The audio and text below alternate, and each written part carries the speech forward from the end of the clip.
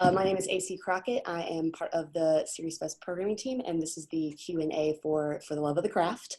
I'm joined by Caleb Cohart, who is the director and series creator of the project. And yeah, my first question would just be, how did this project come about? Yeah, so the project came about.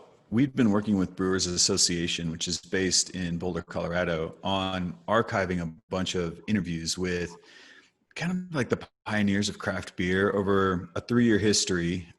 Charlie Papazian, the founder of Brewers Association, as he was coming to the end of his career, he decided, man, we're missing out on all these amazing stories of these pioneers of this amazing art form. So he embarked on a mission to sit down and do a 2-hour interview with, I think in the end, it ended up being something like 300 craft brewers and getting their stories.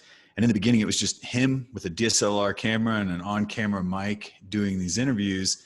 And by the end of this 3-year journey, my team had come in and we're helping them produce, multicam interviews, nice lighting, great audio.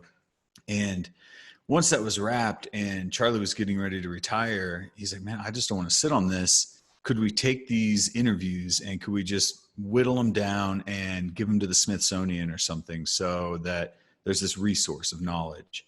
And I was like, yeah, we can. So let's do that. Let's take some interviews and whittle it down to a shorter form and give you that. But can I take the interviews and use those as inspiration to go out and create a brand new documentary? And yeah, sure, let's do it. So I chose the topic of entrepreneurship in the craft beer world to start. And For the Love of the Craft ended up being this 30-minute episode that in the end we were like, man, there's so many more stories we could just keep going. So it's really based off of a project we had that we just got to expand upon.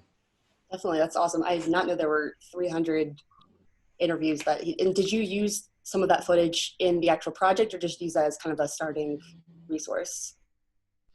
There is a little bit in there. Whenever in our project, you can see we go back to kind of some archival looking footage with a lot of the brewers. We using visual effects, placed it into TVs so that you can tell it's dated because it's not the highest quality stuff. So we actually do use some of it as segues throughout. And then Larry Bell, his entire piece is his archival interview. And then we really used it as a jumping off point and a resource. We started our episode with, I want to say a short list of 30 different brewers. And over the course of several months, whittled it down, did new phone calls.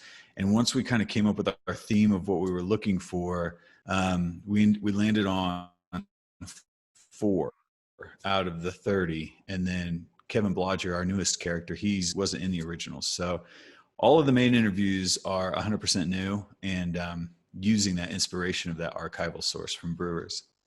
That's awesome. Yeah, I was also going to ask about the kind of selection process of the breweries and what made you choose one over the other.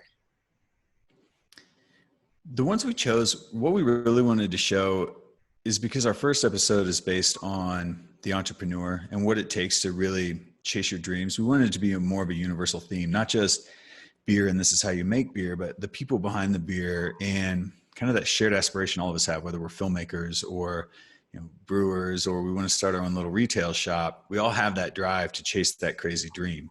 And so we wanted to find great voices across like these luminaries. That's the reason we chose Sam Adams, Sierra Nevada, Bell's, and New Belgium, is because they're 4 groundbreakers in their own way. And they've also found this immense success all through their own way. Like those are 4 completely different stories.